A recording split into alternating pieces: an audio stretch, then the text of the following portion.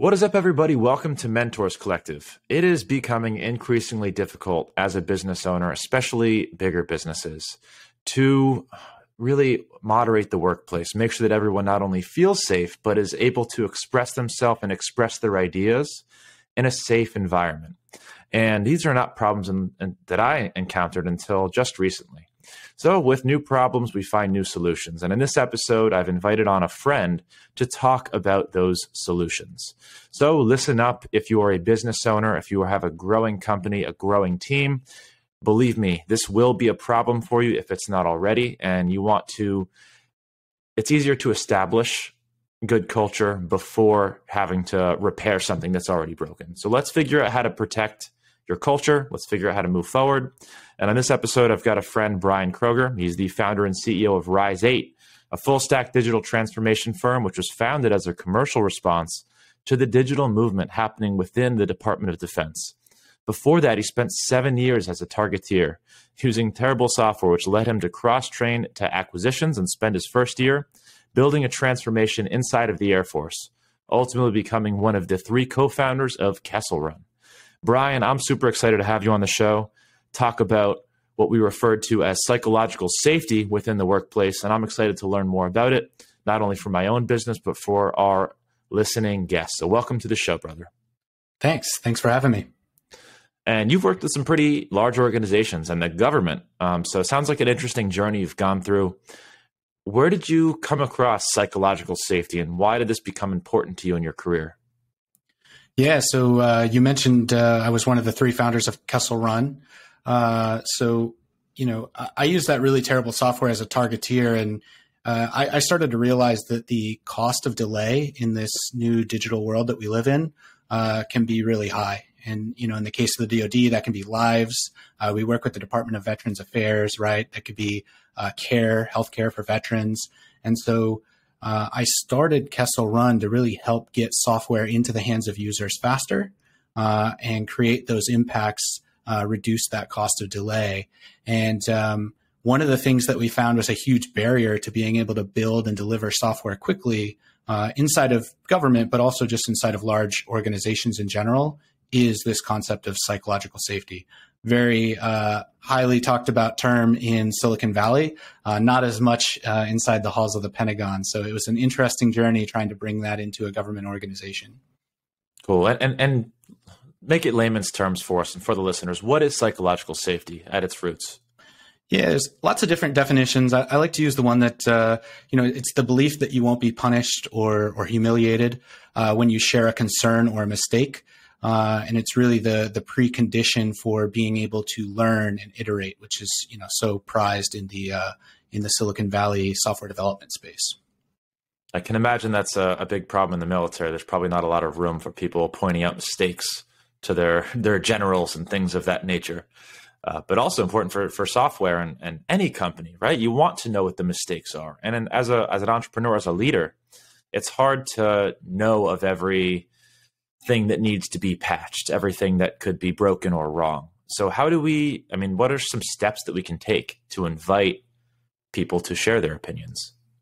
Yeah, there's a few. And it's important, when I say to share a concern or a mistake, it might not just be yours. It might be somebody else's. It might be challenging a superior's ideas or beliefs as well. And so one of the first things I like to talk about is diversity, equity, and inclusion. I think it's really important. It's become a politicized topic, unfortunately. But I like to just peel it back to, whatever your politics are, there's a practicality in this of, you want the best ideas. And, we talk about giving people a seat at the table, but that doesn't necessarily guarantee that their voice is going to be presented at the table, let alone heard. And, one of the first things that you have to do to get people to be able to speak up is not just give them that seat at the table, but they have to be comfortable speaking. And we often overlook, I'll even hear people in the military a lot of times like, oh, yeah, diversity of thought. And it's kind of like a slight against, maybe a diversity of traditional phenotype characteristics, right? But we can't ignore the fact that when you come to a table and you're the only person that looks a certain way or has a certain background, that impacts your ability to speak. And, there's courageous people throughout the course of history that have gone against the grain, but I don't want it to take courage to find great ideas. Like I want everybody, regardless of how comfortable they might be or what kind of personality. I don't just want the type A people, right? I want everybody to be able to share their ideas. And so I want to lower that barrier to entry, make it safe to do so. So that first piece is valuing that DEI inside of your organization is more important than just diversity of thought. It's also about making people feel comfortable to share their ideas. So that's first. There's a million other ones. I think the big one that jumps out to me in the military is rank. And this happens inside of all large organizations. There's always a hierarchy. And we actually, inside of Kessel Run, got rid of uniforms so that you didn't know people's ranks. And oftentimes, traditionally in a military organization, very distinct hierarchy. But inside Kessel Run, you might have a senior officer working next to a junior enlisted person. And in fact, that junior enlisted person might be in charge of this software team because they have the most experience. And so getting rid of that rank really helped get rid of another barrier, a very visual barrier to wanting to share or voice your ideas or opinions against maybe a senior military officer. And I'm sure there's a million ways in which somebody will face this fear of expressing their opinion. And you've just named a couple. Fear of expressing because of rank, the old stubborn white general who doesn't like being told they're wrong. Probably it's going to be tough to bring up a mistake he may have made or overlooked. I'd be scared to go tell him. But what a couple other situations may have popped up to me, especially with what's happening recently in politics and Disney. And all of those things are crazy. And now there's not only the fear of someone who outranks you and might not like to be told they're wrong, but political views.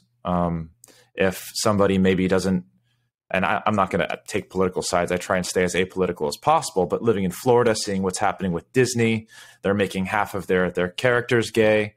Believe what you want about that. I'm not sharing any opinion. But for someone who stands on the other side of that, I think there might be a fear of backlash politically. Does that fall into psychological safety as well? Yeah, I mean, I think the backlash piece does, right? Whether it's politics or whatever it might be. The second step of this, right? I said the first step is getting people at the table and speaking at the table. Yes. But then there's the prove it point. And I think this is where people get lost is, they'll talk about psychological safety. They say they value it. They say they value idea meritocracies. But then the first person speaks up and they get shot down, right? Whether there's backlash politically or backlash, losing your job or getting reprimanded on the job. And so it's really important to especially set the tone as leaders of not just accepting feedback, but actually seeking it. So there's these little tactics you can do. And again, you have to do these consistently over time. That's the real change. But one of them is, asking for tell me 3 things that I might not want to hear. Or if I give a strategy presentation, I say tell me 3 areas that I could have improved. Right? Not even asking for the positive feedback. I'm just setting the tone that I'm accepting constructive criticism from anybody in the company. And then, just recently at the company, I did ask for that on a strategy presentation for this new strategy we rolled out. And I got some pretty long feedback from one of our new employees. And I went into our bonus. We have this tool called Bonusly. And I gave him some Rise $8 for being so willing to give feedback. And then that kind of sets the tone that other people are like, well, I'm going to share some feedback now. And at the end of the day, it's not just about making them feel safe and making them feel good. It made my ideas better. And ultimately, I think this is where it's the test of a true leader, if they can actually buy into that. And it's very easy to tell when a leader has bought into that versus they're just going through the motions to say that they've created psychological safety or they have a inclusive organization, but they don't actually buy into it and the effects of it. Yeah, I can see that being important. And for companies specifically asking for the negative feedback as well as positive feedback, leaders asking for negative feedback. And it definitely takes some courage for the employee or for the customer to give that negative feedback. But probably a whole other level of courage to give it when nobody's asking, which is, I'm sure, the case most of the time. Mm-hmm. So how do you encourage that? Because I think that's probably where a lot of a lot of productivity is being lost. Yeah, I mean, honestly, if it's not being asked for, it's probably a good sign that you're not at an organization that values psychological safety. Yeah, And if it's a new thing, or I'm in a startup phase, so we're still growing and people are still figuring out what the norms are.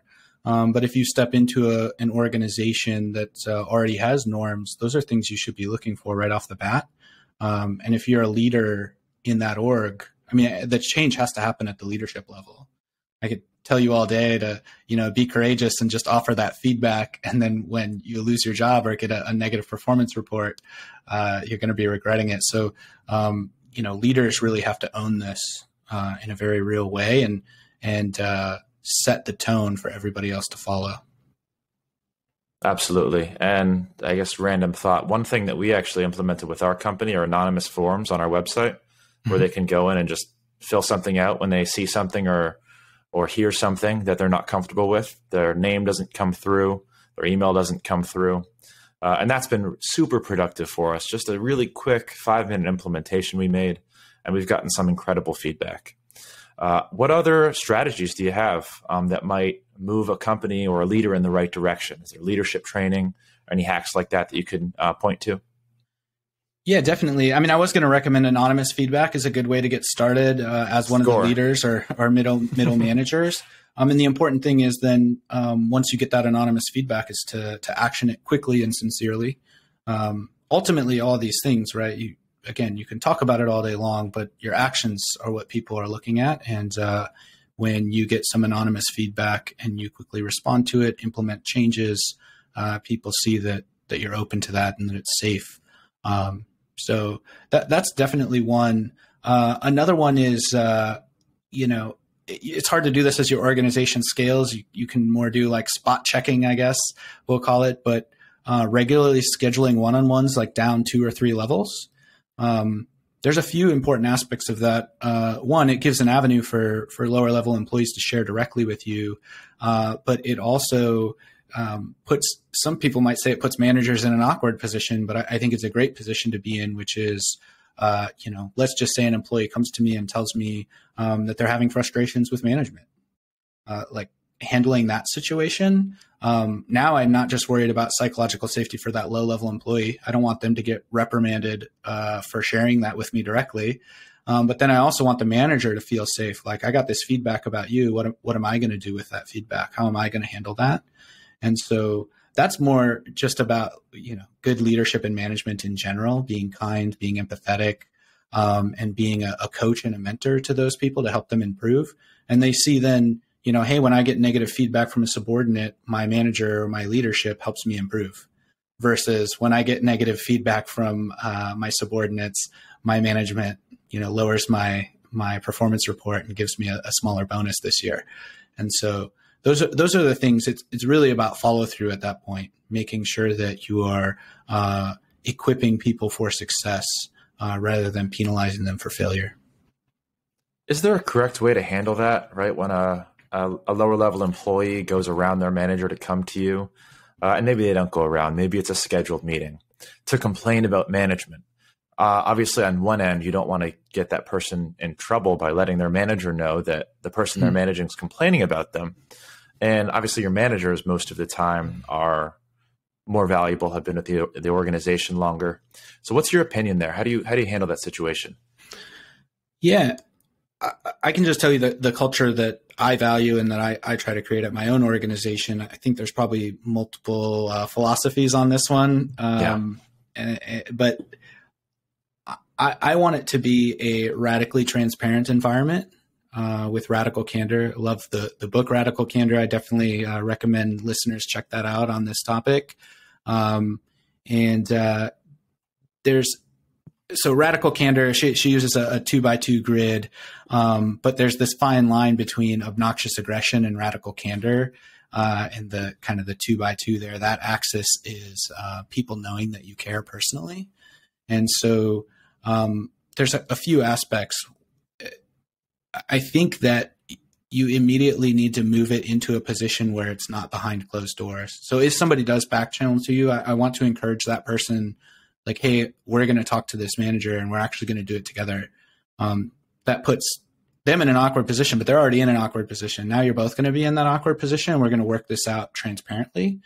And I think, and I should caveat this, unless we're talking about like ethical issues or harassment issues or those kinds of things, right? But if we're talking about personal feedback on their abilities as a manager, then I definitely think we need to get that out there and work through it together. And it has to be twofold, right? I'm not going to punish you, manager, and I'm not going to punish you, person that shared this with me.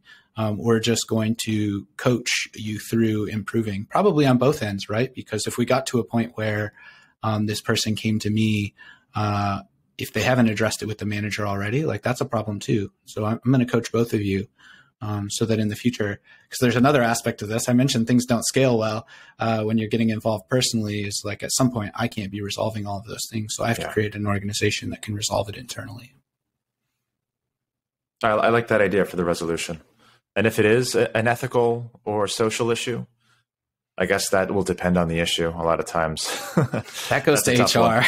That goes to HR, exactly. I don't touch that. Cool. For companies who needs to think about this? Is it virtual companies? Is it companies that are all in an office? Is it a certain size company where this starts to really become important? Who should be really thinking about this? Everybody. I think even at a small scale, like I said, even if you don't value this from a cultural or human perspective, like I think you should do it because it's the right thing to do. I think that about diversity and inclusion in general. But not everybody agrees with that. And so I would at least appeal to your rationality in terms of what works and what doesn't. And organizations that have a high degree of psychological safety are more successful on the whole. I'm most familiar with the software world. And so there's a state of DevOps report that comes out every year, put on by a great group. And they talk about this a lot. It's one of the factors, but high performing software organizations meet their goals and objectives as a company on average 2 times more based on the research that they've done than organizations who don't. And one of the key contributors to high software performance is psychological safety. But we see this apply across all industries as well. Anytime that you need to create rapid improvement, which we're living in a digital age. So even if you're in manufacturing, speed wins. And so the ability to iterate and stay at the edge, at the forefront of innovation is really important. And innovation is directly correlated with psychological safety and people being able to share the best ideas and have those win. How do you see psychological safety changing or has changed now that a lot of workforces have gone remote, the whole remote push, people are working from Zoom? For example, 30% of our staff is completely remote and our interactions with them are very different. So how does that correlate? How do we change practices to make those remote employees also feel psychologically safe? Yeah, there are so many ways. One that I'll start with that I think is important, and this is even when you're in person, this applies. There's the handshake rule, right? But basically in any group, there's n times n minus 1 divided by 2 interactions. Mathematically speaking, that's how many handshakes have to happen between all the parties. And so, Bezos has the 2 pizza rule, and there's all these different ideas about ideal team size, somewhere between like 6 and 8 people. But there's science behind that, and that's those number of interactions. And then human psychology is, I heard somebody say once, decisions get made when people stop talking, and people stop talking when they feel understood. People don't feel understood until they've had one-to-one connection. And so that one-to-one connection is really hard virtually. And not only is it hard, but even if it's just you and I one-on-one, there's this barrier between us, like all these social cues and things we pick up on that would normally, going back to radical candor, tell me that you care personally. I now start to feel like maybe you don't care personally. I'm not even looking at your face when I'm talking to you. I'm actually like, I've got notes up and I don't even see your face. And so that gets in the way then of me interpreting that as radical candor. And instead I start to view you as being obnoxiously aggressive. And that leads to a breakdown. So that's definitely one. And then, there are some others, I think, that similarly you start to there's this concept in psychological safety of voice rights versus decision rights. So ultimately, I'm a firm believer that like you can't always reach consensus, and you shouldn't compromise ideas. We should just test ideas. So if two people have different ideas, rather than compromise, let's A/B test them, or some variation of A/B testing, and that can, those decision rights ultimately come down to some captain. That's the way we phrase it, right? We think of it as a sports team. There's a responsible captain. They make that decision. But people start to feel like they're not psychologically safe, and otherwise their voice isn't valued. So they stop offering up their voice when they don't feel like their voice is being heard. And so you always run this risk of decision rights versus voice rights. If people don't see the connection to the decision process, then they start to feel like they also don't have voice rights, even though they do. Like you might be really good at giving everybody voice rights, but perception matters. They don't feel like their voice is being heard. And so this virtual world, it's right in line with what I said earlier about that barrier. They start to lose that connection to their voice rights, and they start to feel unsafe, even if you've done a good job and you're actually really good as an individual at creating safe environments. And I guess that it all kind of goes back to culture, right? The culture that you bring somebody into, the culture that you create for employees to make them feel safe. And that can be tough with a growing organization, especially a remote growing organization. For example, now, when we hire a new employee, it's the only time I meet them is a panel interview where we're making them an offer and I'm saying, hey, I'm Jay, nice to meet you. Tell me about yourself. And then the interaction becomes less and less. We wanted to hold on to the personal nature of what we do for as long as possible, but there's just it's what's going to happen with growing organizations. It's going to happen to everyone listening to this after they hit 30, 40 employees. It becomes its own beast. Mm-hmm. What are some tricks that you can implement so that you can keep culture, keep them engaged? We play games when we're in the office, we have outings, but it can be tough. So is there any strategies that you found that work to cultivate culture for somebody growing in and then continue that culture going through? Yeah. So maintaining culture as you scale starts before you hire the person. So people don't value culture screening enough. The first interview you get at Rise 8 is actually a culture interview. And it in itself is a 1-hour interview. We've actually thought about making it longer. Top grading is, I think, something a lot of people should consider implementing. They recommend a 4-hour interview to really get to know somebody at a cultural level. You can't fake things for much longer than an hour. And so you really start to drive that out. And so we've actually taken, I guess I would step back even farther, make sure your culture is written. People don't value that enough. And we turned our written culture document, our manifesto, into an interview script. And then once you get people on the ground, effective onboarding is really important. Not just task or project onboarding, but corporate onboarding to your values, your purpose, and your culture. And then one really tactical thing that we like, it comes from the software world, but I think it can be applied anywhere, and we've applied it to other positions, is pairing. So there's a variation of agile software development called extreme programming, and one of the core tenets of that is paired programming, where you're actually two engineers with one computer sharing a keyboard, or you have two keyboards. You can kind of take the hot seat from the other person. But that's a great way to onboard new employees, where you're going to pair for 8 hours a day, 5 days a week for some length of time, usually a couple months. And there's a lot of osmosis that happens during that. And so we start doing pair design, pair program management, and then even it's a little harder to do at the leadership and back office type of work, but you'll often hear people say oh, let's pair on that.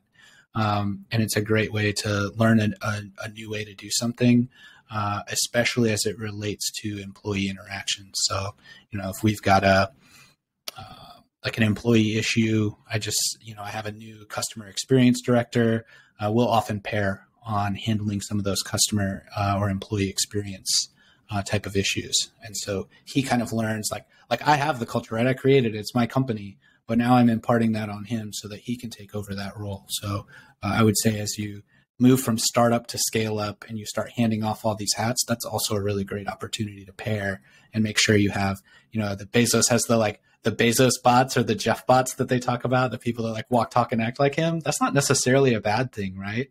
Yeah. And so you want cultural consistency, and I think that pairing is a good way to do that. You dropped a couple of golden nuggets there that I'd like to dig a little bit deeper into. The 1 hour interview and the structure that you do that, which is a cultural interview, sounds really interesting. And then also the cultural document, like cultural manuscript of your company. Mm-hmm. That's something that, just from the sound of it, that I would love to create for us. I would love to know what goes into that and how you developed it. Yeah, so we have a Rise 8 manifesto. It's a 14-page document. So that's long. It's meaty, yeah. So this isn't in fact, on the cover page, because we got feedback about how long it was, I was like, look, this isn't something that you memorize. It's not like the values, core values you should be able to repeat back. Here are our 5 core values. But the purpose of this is learning, just like you would pick up a book and read. Like, I want you to pick this up and be able to learn something about Rise 8, or a lot of things rather. So, we try to answer the question, what does it mean to be part of the Rise 8 team? Where team is defined as a group of individuals working together to achieve their goal in an agreed to governance for how they'll interact with one another. And I think that last part is really important. This contrast with, core values or like a HR or employee handbook. I want to really get after principles here, kind of like Ray Dalio style, like in certain types of interactions, what would I expect of you? And so we really cover a lot of those things and kind of tie all of our methodology and our values together into how you Rise 8, right? And so, that document, it starts with kind of our just cause and our belief that it takes a dream team to advance that just cause, what a dream team implies. So values, relentless focus on the customer, and then to figure out what works best for the customer, we have these principles to optimize for learning fast. So that's core to our culture, is learning velocity. How fast can you learn what the customer actually wants and needs, and get that into their hands in their operating environment? And so we really spend a lot of time spelling that out. Oh, I'd love to get some eyes on that document. If it's private, I understand. And then about this interview, the 1 hour where you're doing a cultural interview, what do you want to know about them? What are you asking them that's going to ascertain whether they're going to fit in with your company culture and thrive there? Yeah. So just like I mentioned, that document gets after kind of how I would expect you to interact with people, and including the customer in certain scenarios. I just remove that expectation and I set up the scenario around that. And so it's a lot of situational questions about how you would handle it. And I'm looking for you to answer it in the way that we've written it, which is like a very high, there's not a lot of people that are going to answer that way, and that's okay. You might have a good way to approach that situation, but it's not the Rise 8 way. And so not everybody's a fit. And I think people are honestly like too loose in their hiring practices a lot of times when it comes to culture fit. Yeah, and, I'd agree. Yeah, so I won't even advance somebody to a technical interview if they don't do well here. Now, obviously, we leave space for learning. Like, not a lot of people have the kind of background and ways of working that we do, because it is rare. And so I'll coach people along in those questions and try to get them to those answers and see, overall at the end of the interview, like, do I feel like this person's coachable and can align well to these values? And then, through pairing, we get them there. I think, and this goes exactly with what you're saying, because it's like an aha moment for me. I think every bad hire that we've made, if we would have implemented a cultural interview first, they never would have made it past that first interview. They may have had an impressive resume. We may have needed them for a specific sector that we were servicing, but eventually it doesn't work if they don't fit in with the culture. And how are we going to know if the first person doing that interview doesn't have a set document that's going to say, here's the situation we want to put them in, here's the type of answer that we're looking for? Because I'm not doing interview number 1 or 2. I'm there on the last one. So giving that resource to our hiring manager who's doing those first initial screenings, I think is going to be invaluable. So that's a huge takeaway for me. So I want to thank you for that. And yeah, absolutely. I just want to transition a little bit into resources that people can look into to get better at this.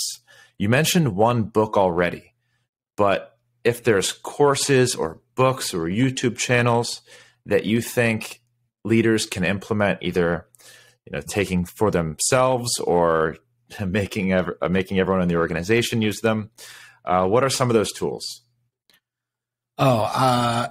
Look, I'm huge on reading, and I have big expectations, especially for leaders in my company, to read a lot. When people tell me they're not readers, I either tell them they're wrong or that they don't have a place here. So I think it's okay to be opinionated about that. But General Mattis, actually, funny enough, Marine Corps general, he said something to the effect of, if you haven't read hundreds of books, you're functionally illiterate, because your own experiences will not sustain you in life and take you where you need to go, which I think is interesting statement just in general, but especially that it came from a Marine, like one of the most hardcore, Mad Dog Mattis.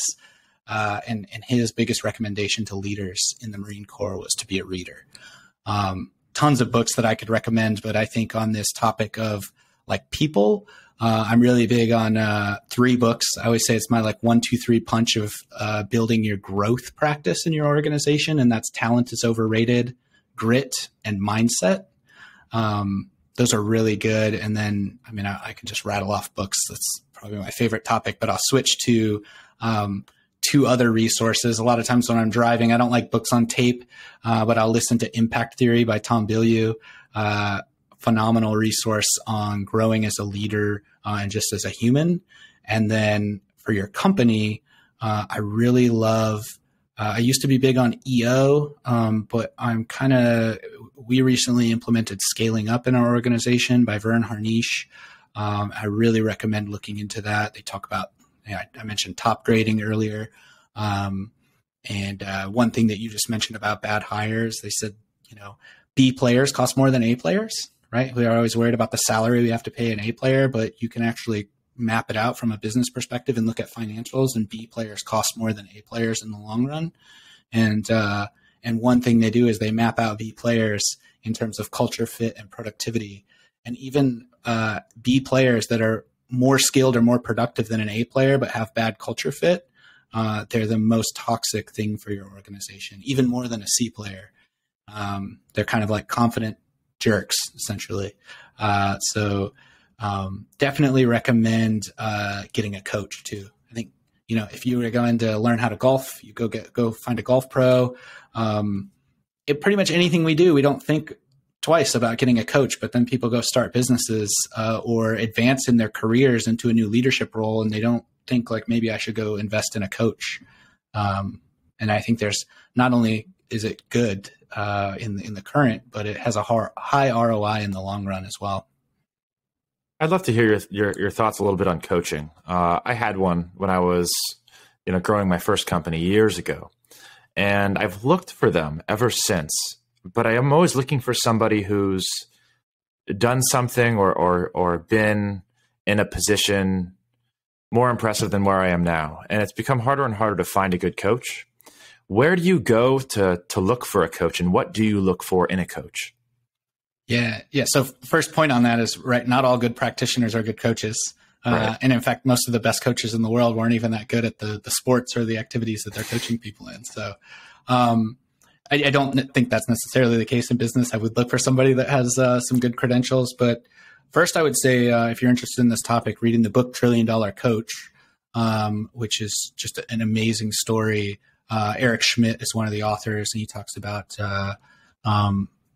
this coach that was shared by a lot of the people you would recognize, Steve Jobs included, in Silicon Valley. So definitely check that out. And then as far as finding a good coach, I'm really big on systems. As much as I'm into, we do agile software development, we're all about being agile, et cetera. People tend to overlook structure and systems. And that's why I really like Scaling Up. It's a structure and a system. It enables agility, but at the core of your business, you want a lot of certainty and a lot of consistency. And so finding people that really understand how to set up repeatable structures and systems, I think, is important. And in the terms of Scaling Up, they have a coaching network. So, so far we've been really, really impressed by their services. But in the book, $1 Trillion Coach, one thing that was interesting, he actually wouldn't take money from the people he was coaching in Silicon Valley. And these people are, the richest people. He's the $1 Trillion Coach because their total net worth was over $1 trillion. So that's how he got that nickname. But he wouldn't take any money from them. He said, I don't take money and I don't take crap. And that was how he could offer unbiased advice and really get to the heart of the matter. So I would say finding somebody, maybe not unpaid, but somebody that's less concerned about the money and more concerned about the mission. Yeah, love that. And I've got a couple mentors, I guess, who are previous podcast guests who are just absolute animals and have been very helpful. But I mean, I name my podcast Mentors Collective because I believe so deeply in mentorship and in finding somebody who's an expert in what you're doing or has been there, or just somebody to hold you accountable and point you in the right direction. It is invaluable. Would love to hear a little bit about Rise 8. So obviously you've had a really diverse background, diverse career. Why'd you start this company? What do you guys do? Who do you serve? Yeah, so I mentioned, I started Kessel Run inside the Air Force when I was still an active duty Air Force officer. And I just saw that there was a big gap in the commercial market that's supporting the defense industrial sector and larger government in general, right? It's not traditionally where you go to make a bunch of profits. Margins are razor thin. You just really have to care about the mission or get massive volume. And so unfortunately, the incentive structure has created this mass volume, and mass tends to reduce quality. And that's just the experience that I lived, right? Really terrible software. And so after doing Kessel Run and seeing it can be done, we just need better partners from the commercial sector. I started Rise 8 to be a company where you can find Silicon Valley savvy and defense expertise, because there's a flip side of this too, that, the traditional defense companies aren't that great, but we also try to bring in through DIU and all these organizations that we put out in Silicon Valley, or, these programs to bring in Silicon Valley startups, and they end up not succeeding. And it's because they have all the technical talent, but they don't have the domain context to understand how to maneuver and how to get things done. And so I try to bring together that Silicon Valley savvy and that defense expertise. But ultimately, at the end of the day, we're a software company, right? We do cloud, we do platform, we ship applications, but we want to be that missing link between outputs and impacts, right? So software itself is just an output. It has to change behaviors to produce an outcome, and outcomes hopefully lead to business, or in our case, mission impacts.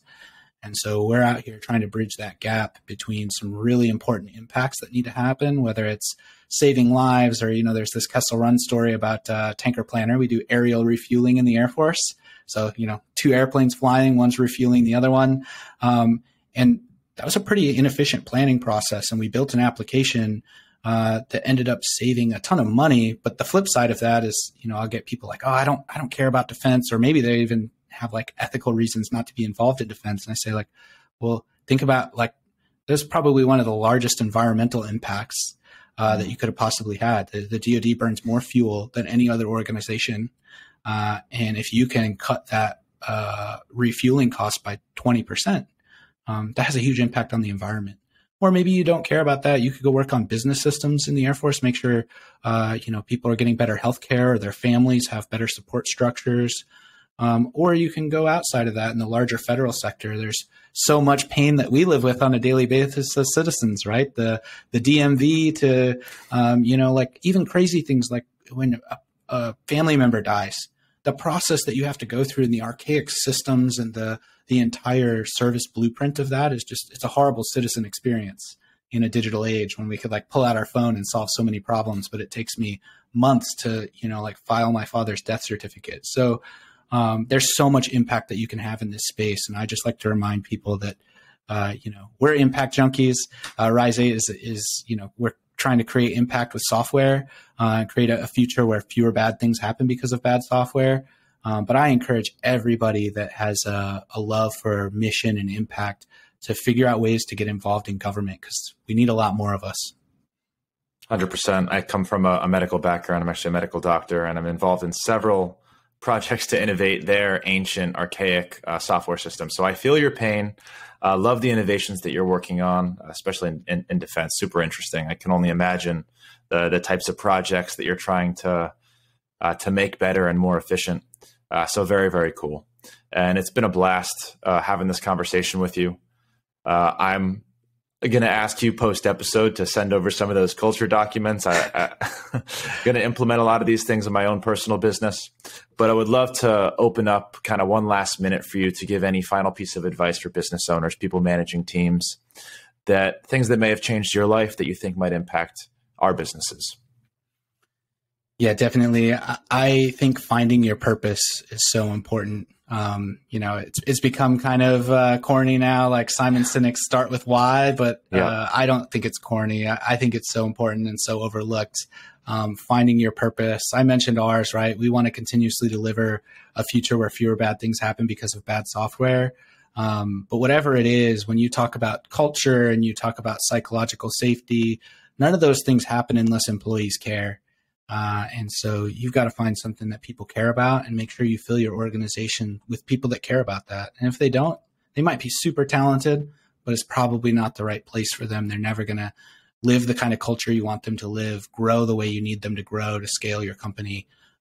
So find your purpose and just focus relentlessly on your purpose. My favorite quote, maybe too, just like more tactical, is a good reminder that I learned from scaling up recently is more companies die of indigestion than starvation. And so again, same concept, but applied externally to your customers. Focus on your purpose and your mission. Don't take on customers for revenue.